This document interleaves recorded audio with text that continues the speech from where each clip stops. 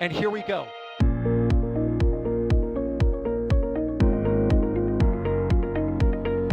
There's the deluge. Here's ignition. Roger, roll, Atlantic. Doubling up. Did it just do a Kerbal? Back to the moon and beyond. Put that in the big bag, Gino. Back at home, we all have a lot of work to do, but from here, it sure looks like a perfect flow. Propulsion continues to be nominal. We did have an observation. Equinage. 343 unfolds to go. It's orange. Water towers can fly!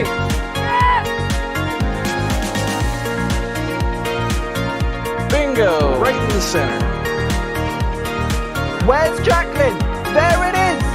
That was surreal. That's not what we want to see. No. Oh my god. Yikes. You bet. Sure. We don't need any more of these. Well, everybody, it's Booster 21's turn to go out to Pad 2 this time for its static fire test. All preparations for Flight 14, live from Starbase, Texas. We're going to have to start saying that now. Starbase, Texas. People go, Starbase? There's only one Starbase. Well, there's going to be another Starbase in Louisiana. We'll be talking about that quite a lot. Thankfully, we're joined by Alex. Hello, Alex. Well, yeah, we're gonna have to start saying Starbase Texas because otherwise it could be confused with Starbase Louisiana. I'm sad that it's not Starbase 2, but we'll see. Yeah, kind of works for me. Also joining us is Max. Hello, Max. Hello, everybody. Yes, it's Slow Tuesday, huh? Yeah, Slow Tuesday. What we're going to talk about, everybody. Luckily, we've got Jay Keegan producing as well, so we'll be able to show you some things on screen as we're talking about them. But it is an interactive show, as always, with our live stream. So if you've got any questions, do at NASASpaceflight, followed by your question, or do at NSF, followed by your question.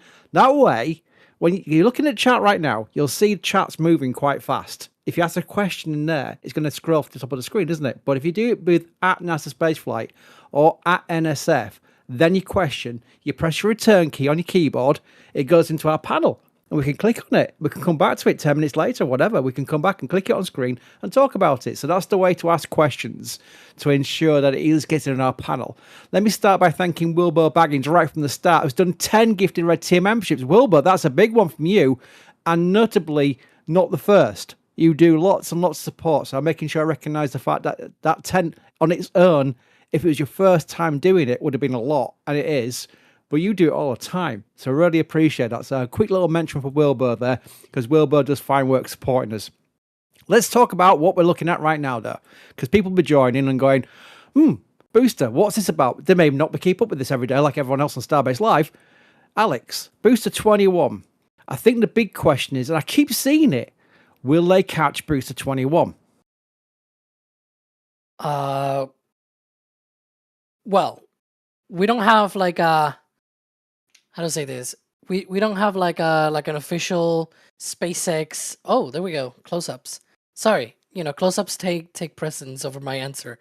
But yeah, we don't really have a straight answer, if you want to call it like that, like a statement from SpaceX. We will not catch the booster, but I will say it's very much not being caught. Right? We all assume that it's not being caught. They did not do a successful splashdown with the previous booster, and so yeah, it'll have to be this one, the one that does the successful splashdown, and maybe the following one, Booster 22, will be the one that gets caught.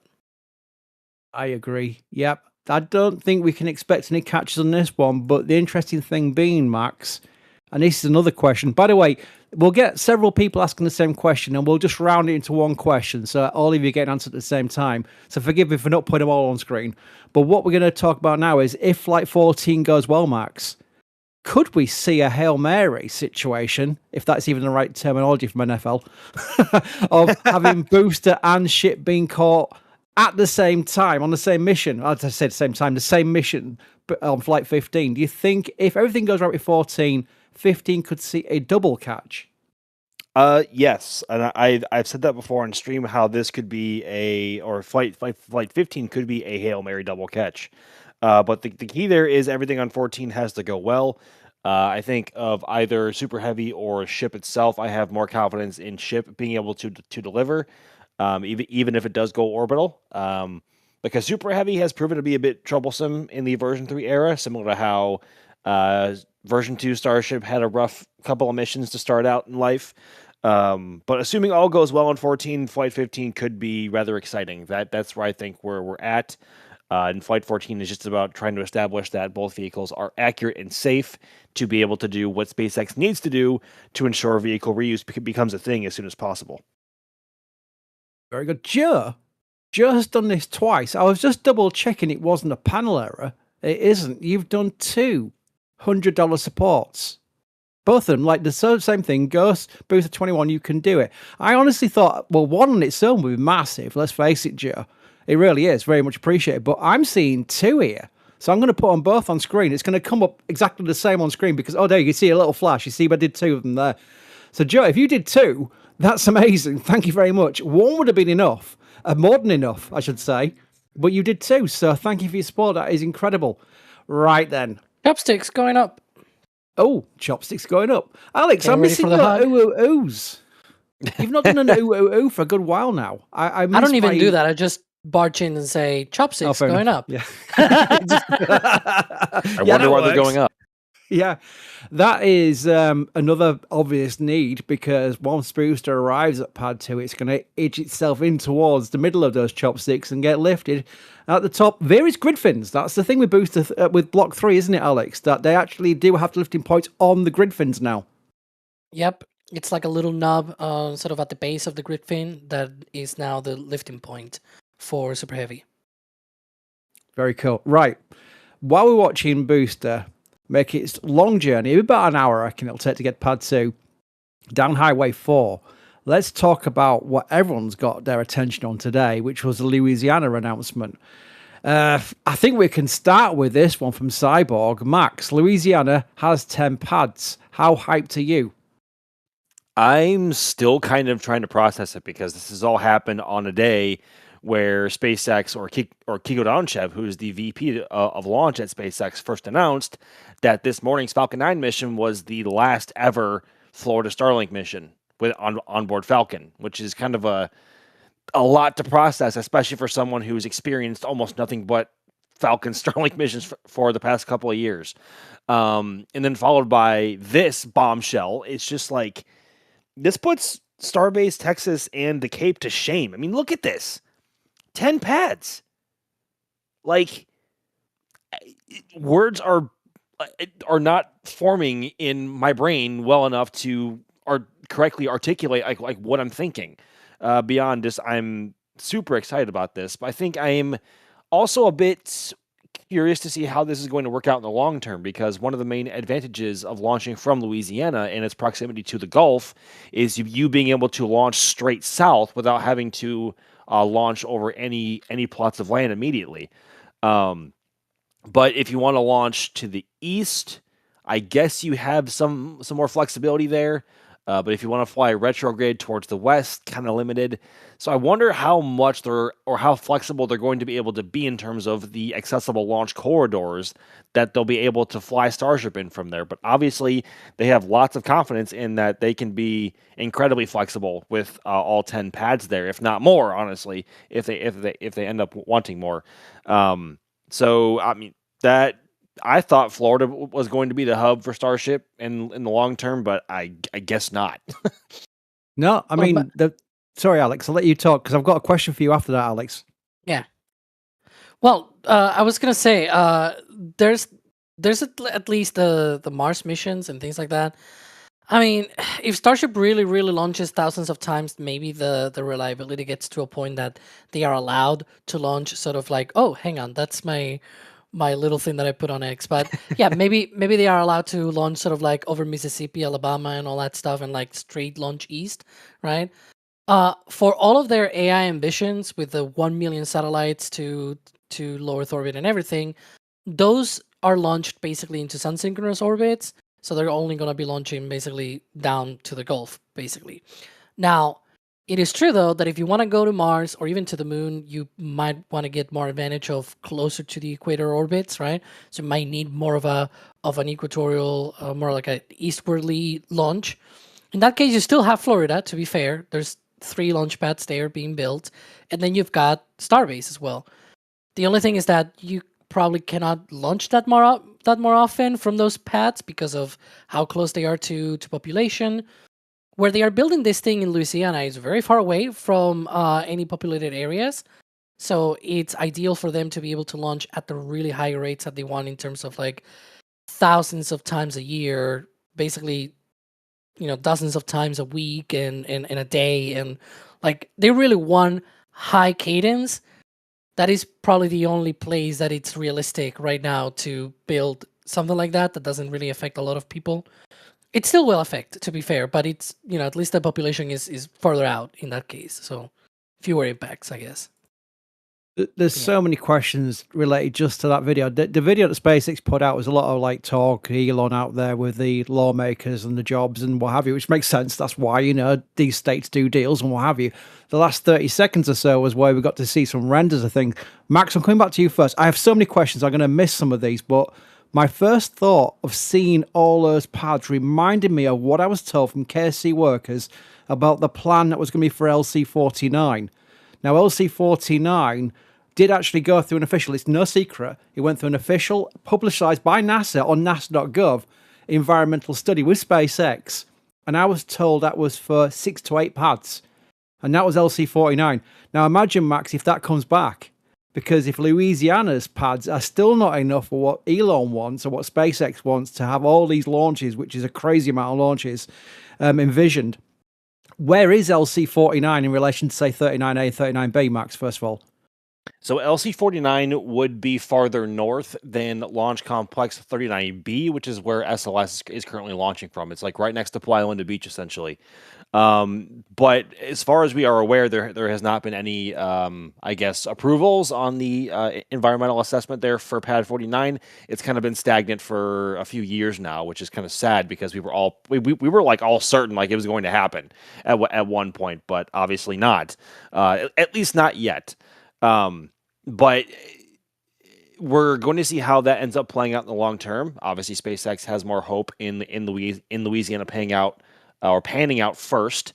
But I wish we had more info on that, Chris, because there's been like next to no updates on that. Like it's been stagnant for years. We do think the study got bogged down, and that's when SpaceX looked at 37. That's what we think the turning point was. So It doesn't preclude the fact they could come back to it, and it'll have some work done already. So I'm intrigued to see. I really want to get Gwen Shotwell, or maybe one of the launch people, like Kiko, someone like that. Get them to one side and just go, LC-49, is it dead or is it on a shelf? Because if it's on a shelf, that's really interesting, because then the Cape could become like, hang on a minute, Louisiana's suddenly getting gazumped by the Cape again. It's incredible, really. And I'm excited about it. More pads, more better. More rockets, more better. That's where I'm concerned. And also at Pad 37, like there's more room compared to Pad 39, but there isn't like that. There's not a humongous amount of room like there would be at Pad 49 or in Louisiana, right? So they have room for 2 launch facilities and 2 catch facilities there at some point in the future. But there isn't like this gargantuan plot of land that they would want to build like 10 pads at, right? So that almost feels like a stopgap to get Florida up to speed with up to 3 pads right now. And obviously Louisiana wants 10. So I think three pads in one at one spaceport is a lot. 10 is like tough to imagine. Yeah. By the way, quick shout out to American Cop Cars. They're awesome. American fire trucks, American cop cars. I'm sorry, I'm a proud Englishman. We can't beat them. They're amazing. They are so super compared to ours. So big shout out to those on that little screen now we saw. This is Booster 21, which we are covering, although we might as well call the stream Louisiana update because we've got so much going on. We have got a video coming out there on the Breaking Space channel. Mr. Ryan Caton is currently working on it as we speak, and I will convert that into an article as well. So we'll have a lot of coverage on Louisiana, external from just us talking about it on this live stream. But this is Booster 21. I do want to cover this question while we're looking at this nice little tilt. Jack will always shout me if I call it a pan. This tilt down the booster. And the question is, what are the racing, they call it racing stripes. The stripes basically down the side of the booster. I assume, Alex, they're talking about the chines. What do the chines do? Well, they have a sort of like a double function, right? The booster needs a lot of different gases in order for it to run in terms of pressurization, starting the engines, and many other reasons as well that you might need some of these gases. So they need what are called COPVs, composite overwrapped pressure vessels. Basically, like steel, aluminum, or aluminum bottles are wrapped in often more likely aluminum bottles that are wrapped in carbon fiber, basically, in order to be able to hold really high pressure gases. Now, because it needs those, there's not a lot of room in this booster to carry those, right? Like Falcon 9 carries some of them, most of them actually, inside of its tanks, but they already know from experience that's not a great idea if you're treating with some cool propellants and whatnot. So they put it on the exterior of the booster. But having the bottles just hanging around, it's not great for re-entry and all that. So they have covers on them. That's what you see there. Those chines that you see there cover those COPVs. But instead of being arranged in just some random way, they were smart about it. And they said, how about we use these chines, these covers that we have for these COPVs, in order to be able to use them as our aerodynamic sort of improvement of the booster, right? Like it improves things like a little bit of the lift ratio during re-entry, but it also provides a much lower terminal velocity when the booster is going down through the thickest parts of the atmosphere. It slows down more that the re-entry, and so that allows them to be able to save a little bit of propellant from landing burn as well. Because when the booster re-enters, it re-enters a really steep, right, and it's almost horizontally, basically. So it really gives them that sort of benefit that you will not have otherwise if you just had, some random boxes like they used to have back in the very early days of Super Heavy, where they had still COPVs on the outside, but their covers were very clunky, very weirdly shaped. This way, at least, it's more aerodynamic and it can be used, to reduce propellant consumption. Cool. We are getting to the point where we go a little bit more quiet because we get the sweet sounds of the SPMTs ring past our camera at highway. That was a great impression, by the way. I don't care what anyone says. And we're actually seeing the engines already. Oh, okay. Fair enough. Jay has already got engine shots. I was waiting for it to pass our highway camera for more engine shots, but this is where we can start counting engines. It's kind of fun. There are a group of people who take a religious approach to counting the engine numbers. I say counting the engine numbers, marking and registering the engine numbers. So we get to see which ones are flown. And we can actually track them back sometimes, and quite often actually, to engines that have passed our McGregor live cameras on the trucks for testing in just north of this place in Texas. I say just north, Texas is massive. But this is where it's coming past us. It really is cool. I do have a question for Alex about the Starlink situation from the Cape, but let's just concentrate on this booster passing us because that's what we're covering here. I'm also intrigued that we're talking about cameras at the same time. And Max, before the SPMT noises drown us out, how hard would it be to set up cameras in Louisiana, taking into account that SpaceX probably bought a massive area of land? Not having a great understanding of the land over there, I can't say for sure, but I know that we definitely want to. Yep, we would really like to. Here we go. I can hear SPMT noises in my earphones. Speaking of which, we saw in the Louisiana video the incredible looking rollouts on what look like automated SPMTs with a nice little transport thing. I'm intrigued, Alex. You will have seen that video. Am I getting crazy, or could that be plug and play to the launch pads? Because it looked a much upgraded version of the transport stand.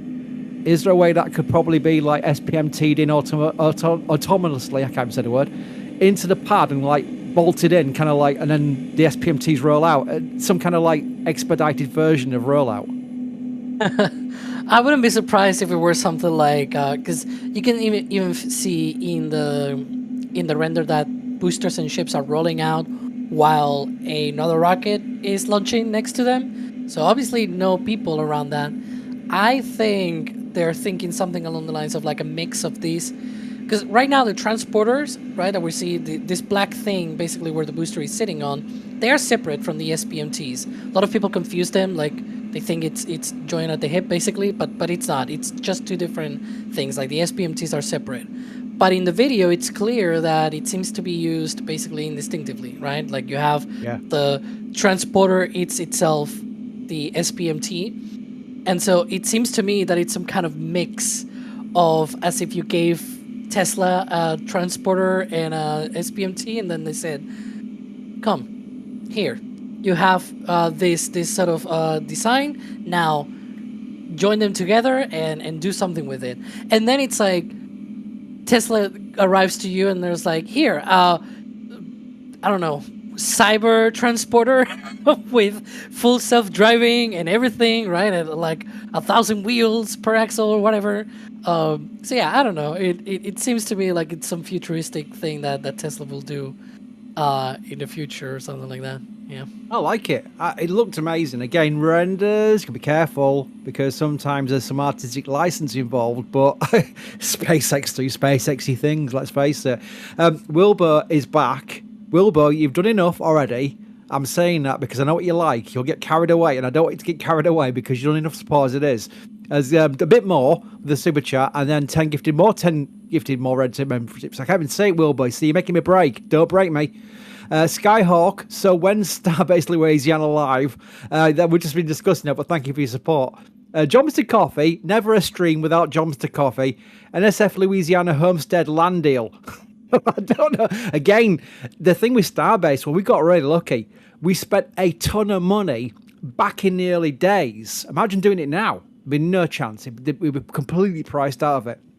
But let's face it, when we did get the land, very much in the early days of SpaceX Starbase, that was a massive gamble, a big investment. And then you've got all the equipment to add and stuff like that. We are owned by some company. We're not owned by some parent company where they can go out and sort of like spend on their behalf kind of things. We own ourselves independently. And that makes it harder for us to go out and spend a ton of cash like we'd probably need to do these days for plots of land. We got lucky at Starbase. We really did. I say lucky. We did a lot of I can't say the word. Due diligence. What is wrong with my mouth today? Due diligence. That's what we did. You're excited, there we go. Chris. I am excited. Yeah. But that was a bit weird for me. Dan has become a Padret member. Thank you, Dan, for your support as always. Turtle Santry wants to know when Flight 12 patch. We're on Flight 14's patch. That has been done. I'm not allowed to leak. It's awesome. I'll leave it at that because I get into trouble otherwise. Right, Alex, I want to come back to this because it's about the Starlink situation with the announcement today about the Cape and the lack of Falcon 9 launches with Starlink from the Cape onwards. Emma wants to know, with today's announcement of Falcon 9 winding down for Starlink in Florida, do we think that Starship is in danger of becoming a Starlink-only vehicle, at least for the next 5 years? Boy, that's a long question. I mean, it's not just going to be Starlink only. There's going to be also Starmind, right? And there's also going to be Artemis. There's going to be a few things going on that are not just Starlink. But yeah, I mean, if anybody expected different, I've been calling this out for a while. That if you want customer missions are not Artemis or Artemis, I guess, because there's like a couple of other customer missions. Like there's a GTO mission and the Starlab space station as well, launching on Starship. But besides those three, what else will Starship do in the next 5 years, basically? Right? It's not a lot. It already has its full manifest. Like, manifest, it's already full for this thing. Don't expect a lot of other different stuff going on Starship. Unless they somehow find like holes in their manifest or something, like they find a bit of a place in their manifest for something else. I really think that it's gonna be just Starlink, Starmind, Artemis, and those two other customer missions that I just talked about. But yeah. It's interesting though. I mean, that's a lot of people have been asking that question, and Emma was the one that kind of asked a lot in the same question, so I thought I'd stick with Emma's. We have a prediction question, Max. Radio Galaxy wants to know, is Elon's 30 launches per day for Starship by 2030 any more realistic with Starbase Louisiana? You know, it sounds nowhere near as crazy if they have 10 pads up by then. I'm not going to lie. Because we were just talking about in the recent Starbase update that came out yesterday. Starship update, sorry. muscle memory. That there will be, I think it was 6 launches per pad per day to meet that cadence, and that sounds absurd, and it is. It is absurd. But when you add 9 more pads to the one that we had in Starbase Louisiana now into that equation, it takes some load off of the other pads that would be functioning at that point. So still a lot. They still had to get the resources to fuel and power Starship at that point. They still have to build all those boosters and all those ships. So it's still a very lofty goal. But having 10 pads at your disposal is certainly a lot better than having 1 pad at your disposal in one location. So I would say it sounds not as crazy. You've got to get this question, Max, because you'll understand why when I read it out. The Country Cooks asks, do you think we'll see the first Cape launch or testing around the NASA Max Power event? You know, I'm going to channel my inner Ryan Weber here. We may have, how do I say this? I think we may have lost the window to launch Starship from Florida this year, as much as I hate to say that, because of how Flight 13 went and how that may have put the next couple of flights in kind of a bind for success in what SpaceX wants to do. Mostly with Flight 14, because I think by now SpaceX would have liked to have caught a booster and maybe have reflown a booster next flight, and they haven't done either of those yet. So I think that has kind of put Florida Starship launching this year kind of not in the realm of possibility, but I still see them having both a booster and a ship shipped over here to Florida by probably November or December, and we could probably also see some pad testing as well before the end of the year, with vehicles on it. But in terms of launch, I think we may have lost that window. But to answer the question for Max Power, it's certainly still in the realm of possibility. I mean, we still need to get vehicles here, and we still have to finish up the facilities and pads here to support vehicles. But we're not that far off. Yeah, I think Jared was kind of like promoting during that event that you were at, Max, which was kind of fun.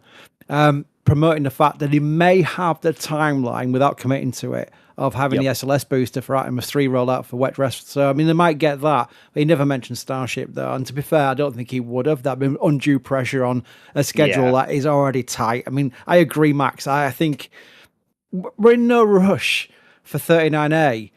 I just want to have some successes and be in a good position for when the big game comes around next year. And Alex, I'm going to bring this to you. The HLS situation with Artemis 3 is bonkers. They're looking to launch New Glenn, Starship, and SLS in a very short window of opportunity of time. That, to me, sounds incredibly hard to get all 3 rockets to behave along with the weather. What's your thoughts? Sorry, can you repeat that, please? I'm working on a thing. Sorry. You're multitasking. I'm multitasking, yeah. Hang on, Max. You want to take it because you heard me. Also, there's launch pad testing there. You can see at the tank farm at the Starbase, not Starbase, Starship tank farm at 39A, while the Falcon Heavy transport director is being rolled back, or at least is about to be rolled back maybe later today for rocket integration. We saw the fairing rolling out yesterday night, early this morning. So I will expect that perhaps Falcon Heavy is already assembled and about to be installed in that transport director.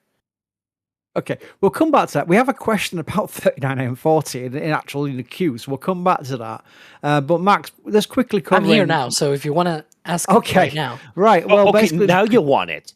Yeah, now he wants it. I'm sorry, Max. Yeah, Alex, I'm gonna give you the next question, Alex. You're gonna have to take your multitasking penalty. I'm going to give it to Max. I'm going to give you a question after that. There we go. Max, what's your thoughts on these 3 rockets that Alex would have loved to answer, but we're going to give it to you, Max. Well, Chris, you say there's no rush to get pad 39A up and running. I would kind of disagree on that. I think there is kind of a rush or reason to get it up as soon as possible, especially for getting Starlink version 3 satellites flying from here. but also to take some load off of the personnel who were working on it and have them focus on Pad 37. But of all the rockets that are in the Artemis 3 trio, being SLS, Starship, and New Glenn, I worry about Starship the least. I'm not going to lie. I don't worry about Starship that much in terms of being reliable or just working. SLS, it has performed flawlessly, but we have seen how touchy its GSE has been from Artemis 1 and the initial Artemis 2 wet dress rehearsals. And New Glenn, well, still doesn't have a freaking launch pad. And they want to fly by the end of the year, which is still ambitious, but they're still in the process of either refurbing or repairing the pad, and they still have to rebuild it to support the new vertical integration for their 7x2 variant of New Glenn going forward for LC-36A. So there is a lot into that equation, certainly to like a lot more than we can dive into with an answer this short, but I don't think weather is going to be the primary concern there. But I think New Glenn has. I think it was said during a NASA conference that New Glenn has to go first, followed by SLS, followed by Starship. I think that is the launch order, or what would be the launch order for Artemis 3. So, depending on when they want to launch, in terms of time of day and how far in between they're going to be launching in between each other, the less variables there are going to be externally towards all three launch vehicles to get up and on their way. But if you wait like 3, 4, 5, 6 days in between launches, yeah, then you run into some other obstacles in there, and some of which could be weather, especially if you're trying to launch in the afternoon. So, kind of a complex answer for a complex question with a ton of variables. But for missions this big, there are always going to be a number of things that have to go right to make it work, and certainly a lot that can also go wrong. So we are certainly hoping for the best. Right, we have a ton of questions and a lot of support. I'm going to go through best I can on this one because I want to make sure everyone gets recognised.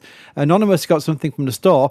Oh, the Starship V3 Assembly unisex t-shirt, which is cool, by the way. That was actually one of our own designs that we worked on, and it really is cool. So hyped for Starbase Louisiana, watching you guys' best form of live entertainment. When ship catch, go question mark. So it's the way the paddle works.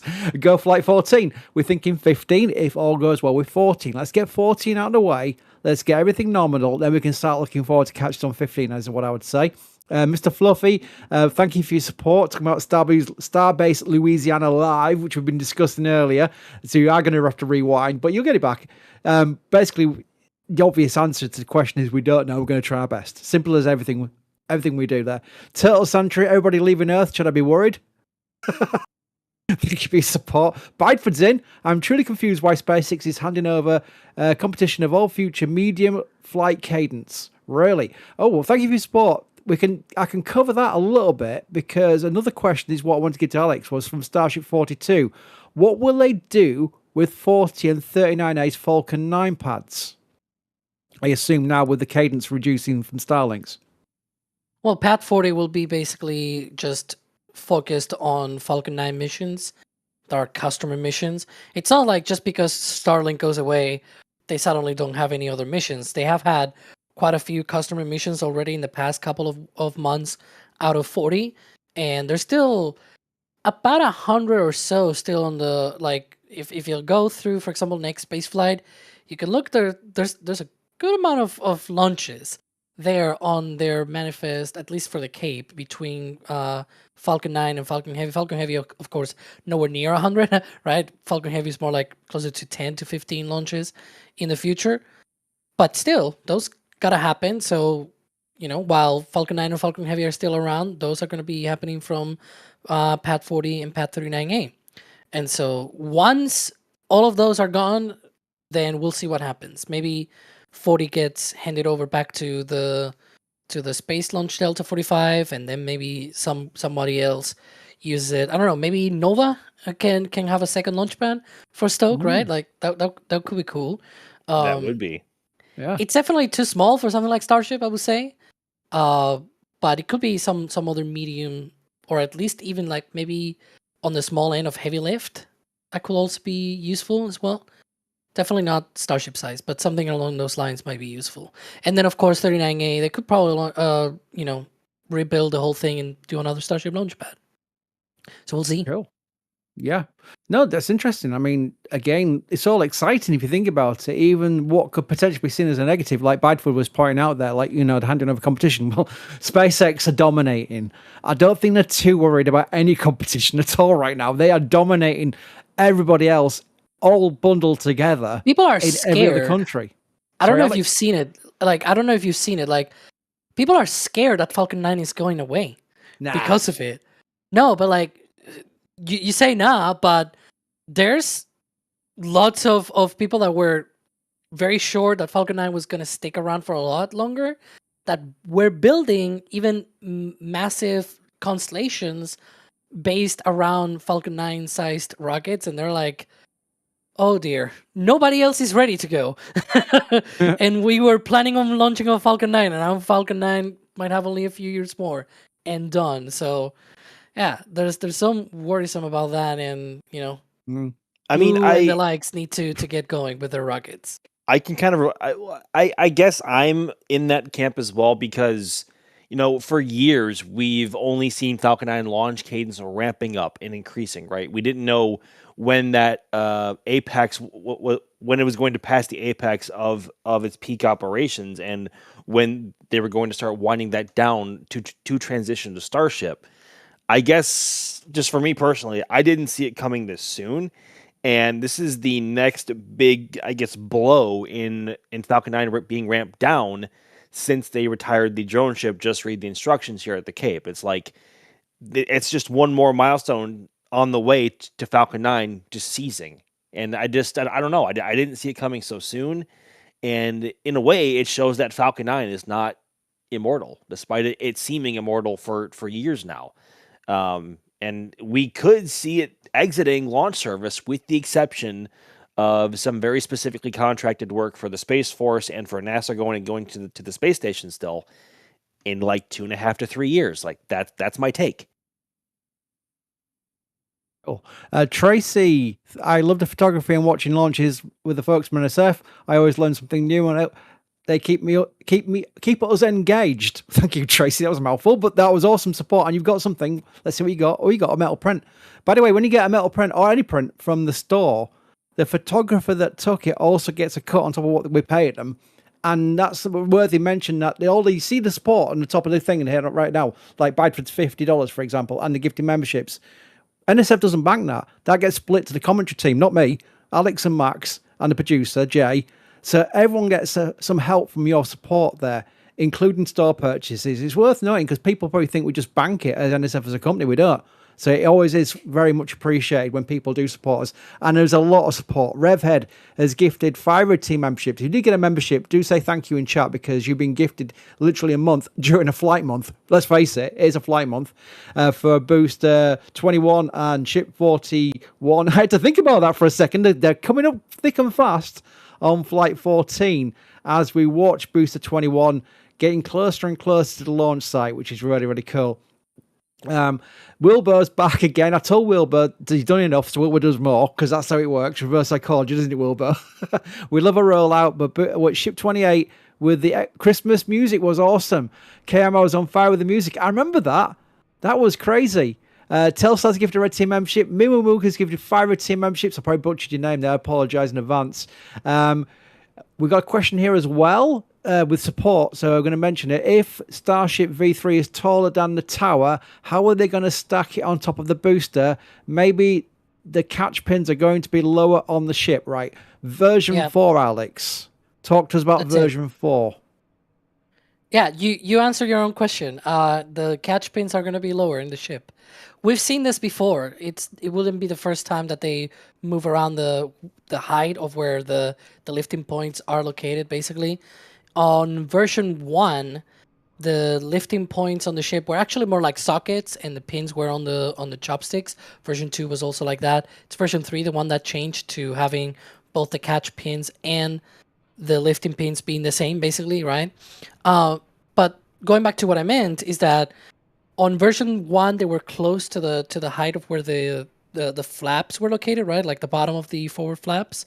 sort of like it is right now. But on version 2, they got lowered down to sort of the bottom of the payload bay section, or rather top of the methane tank, like right at that interface, basically. So they've already done this before, where they had to lower the height of where the chopsticks attach to the ship, because for version 2, the booster was still the same. It was the same height, but the ship got longer. And the previous pad, the booster was sitting higher than it is right now. So when they went to version 3, they didn't need to do that, because on version 3, the booster sits lower in this new pad design on pad 2. And so even though it got a little bit longer than the previous version of the booster, it still was sitting lower overall. Like the whole full stack is sitting lower than the previous 2 versions of Starship. So that allows them to be able to have the lifting points and thus the catching points at the very same height that they had, for example, on version 1, or similar height at the very least on the ship. For version 4, the booster gets extended, it gets stretched. So even though it's sitting lower, now it'll have to also be moved up that quick disconnect arm, because this is another different thing as well that a lot of people have another misconception on. When they built Pad 2, they didn't need to move up the quick disconnect. They actually lowered it compared to how it was on Pad 1, for the reasons that I just talked about, that the booster sits lower than on the previous pad, thanks to the flame trench, by the way. So because of that, version 4 will have to have also the lowered the lowered catch points, basically, in the quick disconnect will have to go up as well on the tower. But the tower can be the same height, doesn't matter. Everything can still be done the same way. He said the thing, the flame trench. Ziggy wants to know, Ziggy wants to know, can I see the Falcon Heavy launch from Tampa? Probably to some extent, yeah. It being very early morning and the sun being very close to the horizon still may make that tricky.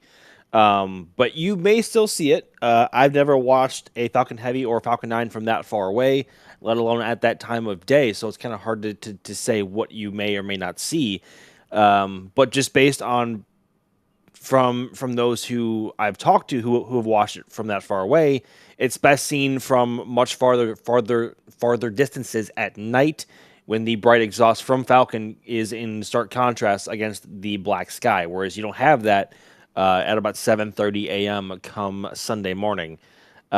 So you'll probably see something, although I can't say for certain whether or not you'll see a lot in great detail. But you should see at least the exhaust tail going up. But the best views are here on the Space Coast. Very good. Alex, everyone's seen that documentation, which is not yet official. SpaceX has said nothing, but currently the tracking is for September the 15th. The question from an app is, why is it September the 15th when the last time they attempted a launch was 7 days after rollout for static fire? So they're using the Flight 13 timeline.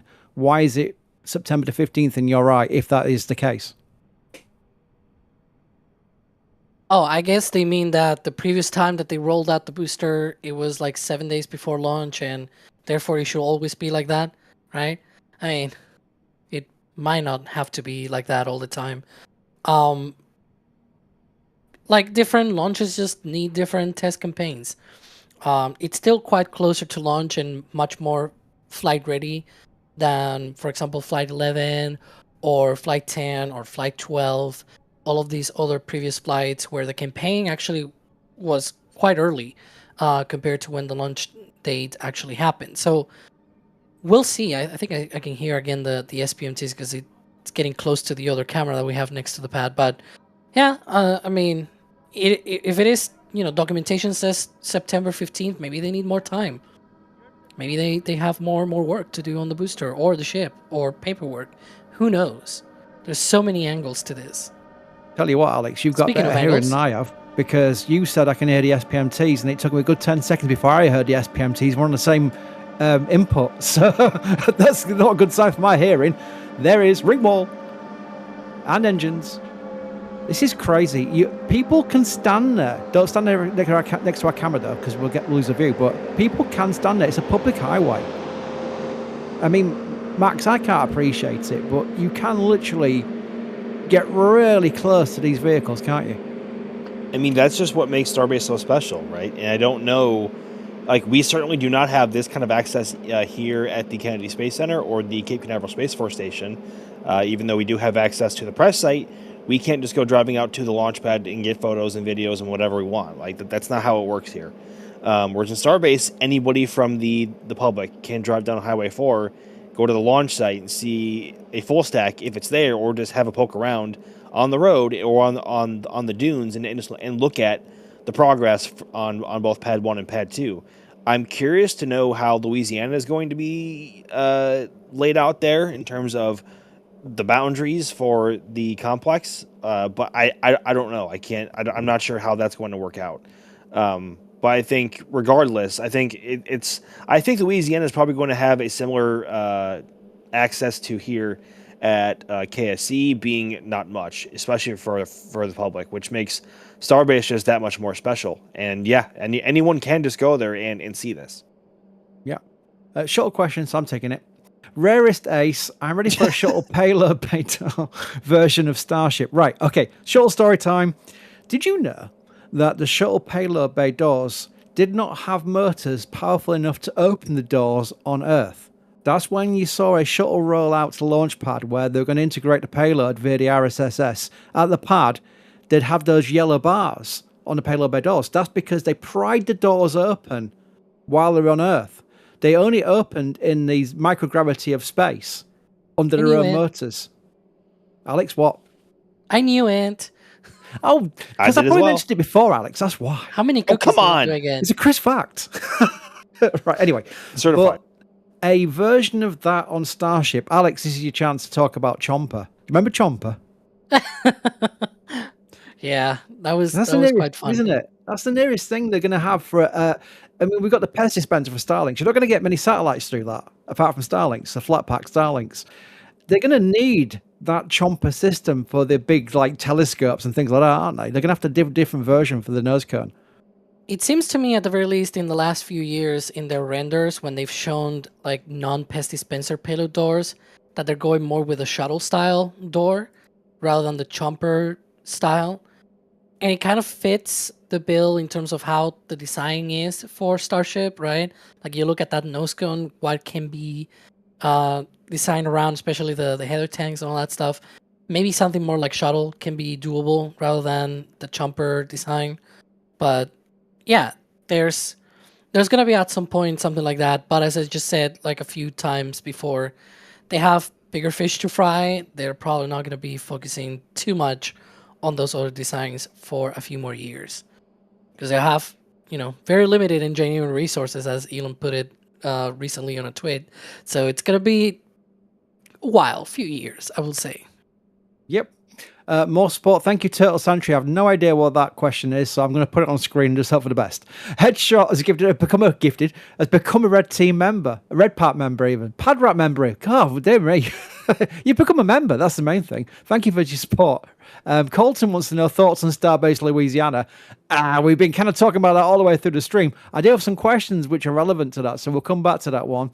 And once the Starlink constellation is built, can we convince SpaceX to start working on a space-based solar constellation? Is that the same as... I remember a very old concept for before SLS. It was part of the constellation program.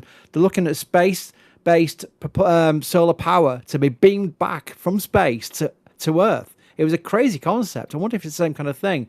Max, have you got any idea what that could be, that space-based solar constellation? Having a tough time.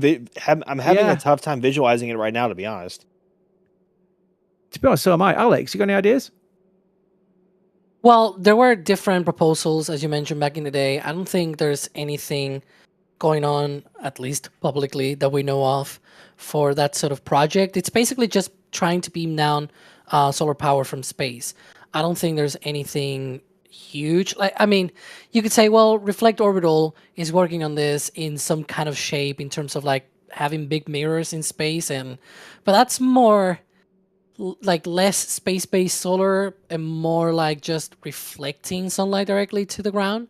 Because space-based solar was things like, you capture the energy of the sun from solar sails, and then you basically just dump it out in microwave bursts and things like that down to the ground, and then you store it on the ground on batteries and things like that. Like there were different design options for that kind of thing back in the day. Maybe you could do it in the future with Starship, but we'll see what Elon thinks about, because he's very much into the whole thing of AI in space. There's already a lot of like space-based solar applications will probably be about the same kind of deal in terms of, you know, building space infrastructure than what they are trying to do with the Starmine constellation.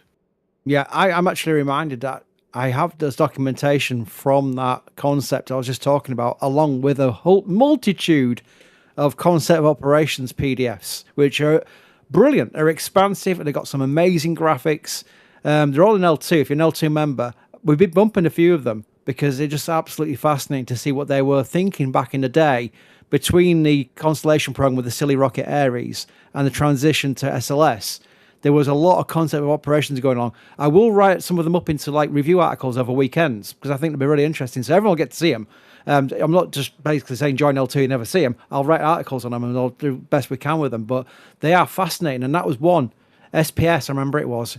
That was completely cool. By the way, Booster 21 has now entered Pad 2's perimeter. So it's going to be closed in on the chopsticks. So they're making good progress with this rollout. A question about the static fire timeline. We do have beach closures, Alex, don't we, for tomorrow? Based on previous timelines, could they static fire tomorrow? Maybe. I mean, they do have another backup opportunity as well on... So tomorrow will be Wednesday. The other one will be on Thursday. So yeah, I mean, maybe they do a test tomorrow and then they do another one the next day. We don't know how much they have changed anything from this booster to maybe solve whatever happened on Flight 13. So it's always a mystery until we actually see it happening. On Flight 13, they went directly into a static fire test. So that could also be another option as well. We'll just stay around and you know, just keep an eye on the booster. And of course, we'll go live whenever they go into testing. Good Lord. John Ferris has used the TIPS system. Now, I'll put into... People will go, what are you on about TIPS? There we go. There's a command for it. That is what we do for... When people do large support, we always say, well, if you want it all to go to NSF, rather than like just like a cut to Google or anything like that, which we still, again, massively appreciate. It still makes a massive difference. TIPS is the way to do it. John has done a $500 tip. Dude. Called Louisiana Purchase Fund. So John has started off at Louisiana Purchase Fund with a massive, massive tip. That is huge. Very much appreciated, John. That is really, really cool of you to do that. I never see that sort of thing. I've mentioned this on Raptorside before. By the way, this stream is replacing Raptorside, if you're wondering where Raptorside will be. Well, we can't...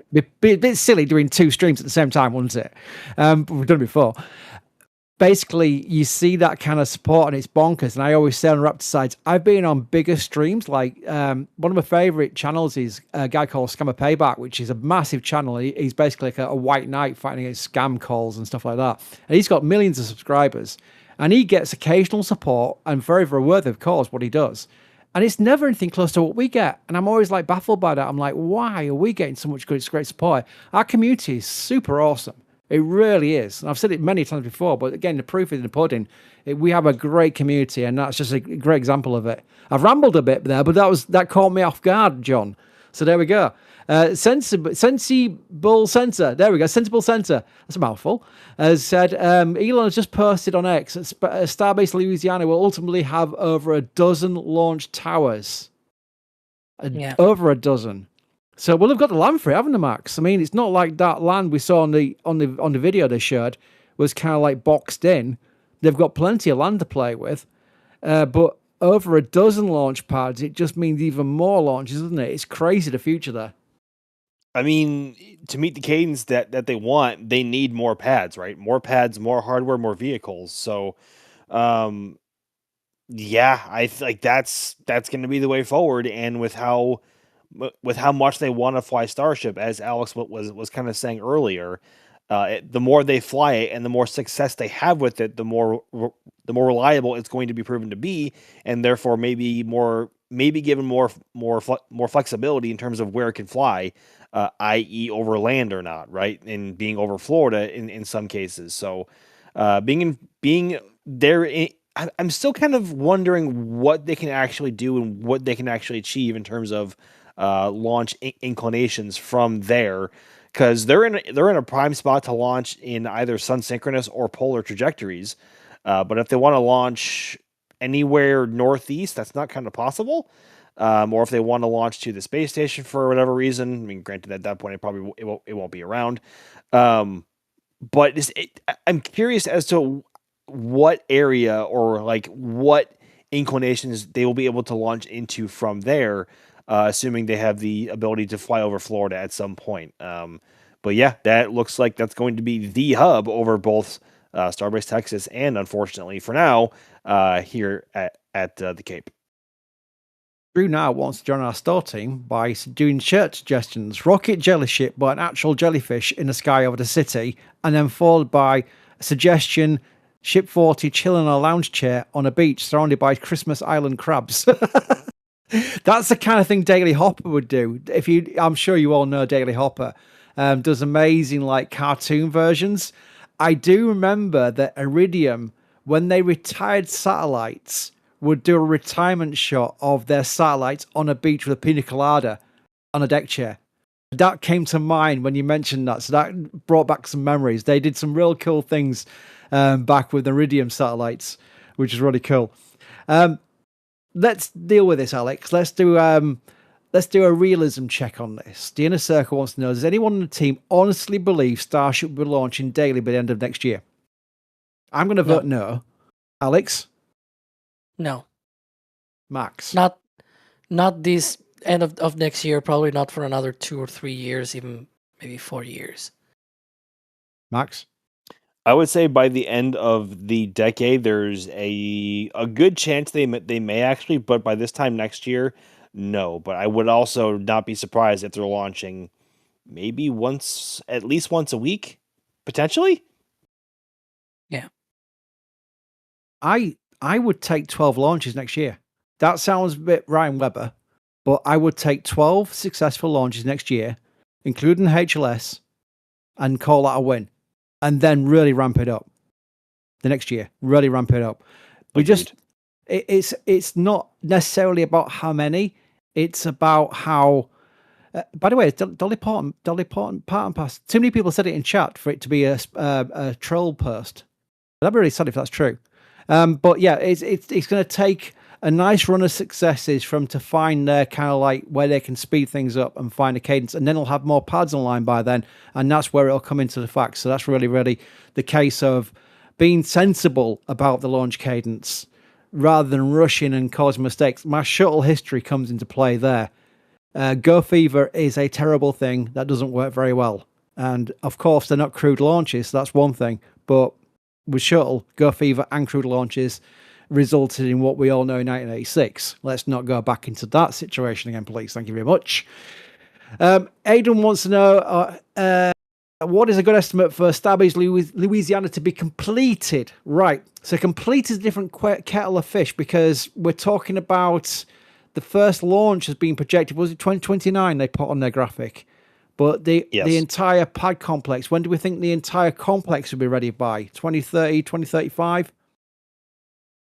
I would say like 2033, honestly. I mean, just because one pad is able to be launched from in 2029 doesn't mean there aren't 2, 3, 4, 5 more right on its heels, right? So I would say 2033, probably at the latest. Yep. Oh, Dolly Parton has passed. That's sad. Oh Yeah. man. Yeah. No, I mean, you know, we're covering Starbase, we're covering boosters, but we're all fans as well. You know, we I don't mind mentioning that because it is a sad thing. So I definitely thought I'd mention that. Alex, we've got questions about Flight 15. When do we think Flight 15 will launch based on production right now we have for Ship 43 and Booster 22, Booster 22? If all goes well with Flight 14, it's a mouthful to really sort of like. I was going to say, you're going to have to repeat that. I was paying attention this time around, and even then, it took me a while. So yeah. Basically, if all goes well with Flight 14, I'll condense it. If all goes well with Flight 14, when Flight 15? before this sudden delay to September, I was thinking maybe October. I'm starting to think maybe end of October. Yeah, Max? I'm gonna go with that. So, best case scenario, Flight 14 goes perfectly. And it would be pretty rad if they do end up trying to go for a double catch attempt on the anniversary of Starship Flight 5 on October 13th. Just putting it out there. Wilbur's done a tip now as well. Wilbur, you've done enough. And I keep saying you've done enough, and you keep doing more. I'm driven to support static fire. That's a huge tip, by the way. Thank you, Wilbur. Very much appreciate your support. Admiral says, what will happen with the patches once Starship is operational? We have discussed that. When they get to a cadence where it really is impossible to do the design, especially relevant to the mission itself, because we can't just do that well in advance. We can't start planning, flight 20's patch, something like that. We can't do that. We have to plan in advance. We have to design it. Jax does amazing work designing it. That design process is not rushed. It's done over time and refined.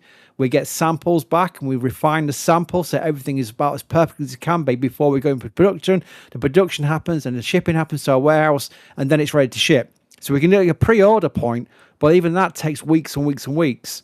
I would say once the cadence gets to a point where we can't physically do every single mission for a patch, we'll focus on the milestone missions, which will make sense, and that'll probably spread it back out into the regular cycle we have for new patches. It'd be impossible to do a flight for every single patch if the envisioned flight rate increases to what we think it will do. So that's a sensible way of doing it, but that's what the plan will be going forward. Daniel Firefly, are we going to see a night launch on this launch? So with it being an orbital mission, Alex, that we apparently believe it will be, will that change the T0, do you think, or is not really impacted by it? One of the things of Starlink, especially early on when you start deployment of these missions, of these satellites, is that you have more freedom as to when you're willing to deploy these satellites, right? It all depends on the different orbital planes and all that orbital stuff that, it will be too long to explain. But yeah, when you have, it's like, you can think about it like a parking lot that has all free spots that you can basically park whenever. Once it starts filling out, then you have to go around and find a better way to get your car into some of the leftover spots. But that's basically sort of analogy of what I meant there. But it also depends on what they want to do with the ship, where they want to bring it over. Because if they go orbital and they don't catch the ship, then it's going to be going into an ocean. Is it going to be the Indian Ocean again? Is it going to be the Pacific Ocean? And when that disposal happens, of course, not just disposal, but also splashdown, I will guess they're probably going to be testing another splashdown, soft splashdown. So that is probably the thing that I will look at when it comes to determining when the launch time might be. We'll see when it happens, but it doesn't necessarily need to be a night launch.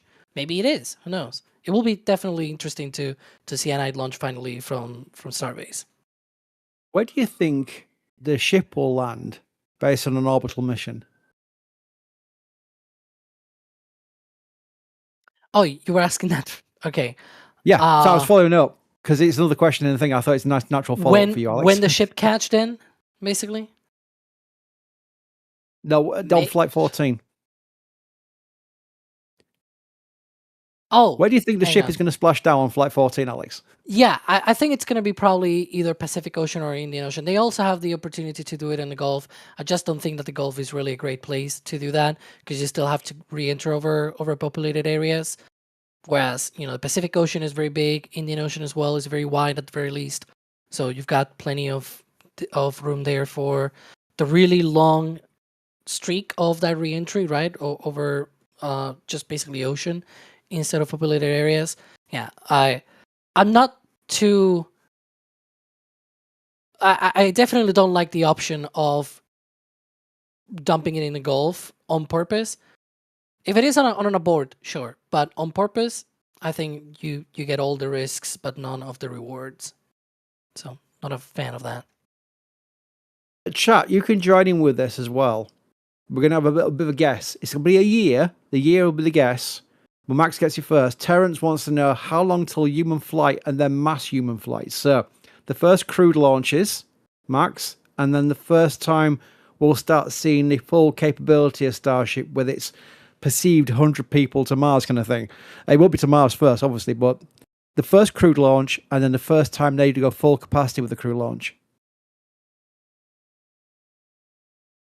Of course, Max just loses his Wi-Fi as I'm asking that question. There we go. So, Alex, did you get that question, or were you multitasking still? I was multitasking this time, answering actually questions from the chat directly. So I'm actually here. Hi, not doing other work because we're preparing also the Breaking Space video. But yeah, coming in. Let's do that answer again. Right. The question was first crewed launches. Let's stick it to just the first part. Yeah, the first crewed launches. launch of Starship. Yeah. Oh boy. Somewhere between 2033 and 2035, basically like 8 years from now or so. Yeah, it's gonna be a little bit, I think. We'll see. We'll see. Again, I would say that even Elon himself has said there'll be a multitude of launches before they think of putting a crew on a Starship, and that's exactly the right approach. We were not going to see ever again in our lifetimes what happened with STS-1. The first launch of the shuttle was crewed with Young and Crippen. I don't know how that was passed, but it was. That was proper risky. It'll never happen again. And with Starship, we are going to wait a good long while. But luckily, the amount of launches will increase, as we've been talking about with the launch cadence. Not least, segue, to Louisiana coming involved. That's going to bring up the launch cadence in its own. Never mind the fact they're going to have 2 active Starbase pads before long, and 39A, and 2 at 37. There's lots of Starship pads being built. There's lots of launches, means they've got a lot of history to get into that booster and that ship, and then they're going to put crew on it. So it's really exciting times. Speaking of which, the next live stream from Starbase will be booster testing. We don't know if they'll do a tanking test first or they'll go straight to a static fire test, but we've got beach closures tomorrow. So that will be our earliest. We're going to be doing live coverage of Booster 21 testing at Starbase Pad 2, which is something to look forward to regardless, because we all like to watch boosters on pads, don't we? So until then, let me thank who's been on with us. Time with Alex. Thank you, Alex. Yeah, it's been a pleasure, and hopefully we get to see many more launches soon. Hey. Thank you, Max. Pleasure as always, everyone. And thank you all in chat, all your support, amazing support again, really is appreciated. I do make a note of that because it constantly surprises me all these years on, it really does. So thank you for all your support, and until next time, thanks for joining us and goodbye.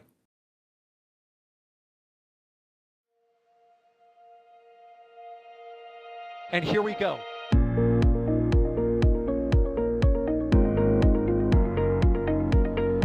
There's the W. Here's ignition. Doubling up. Did it just do a Kerbal? Back to the moon and beyond. Put that in the big bag, Jingle. Back at home, we all have a lot of work to do, but from here, it sure looks like a perfect world. Propulsion continues to be nominal. We did have an observation. 343 unfolds to go. It's orange. Water towers, fly!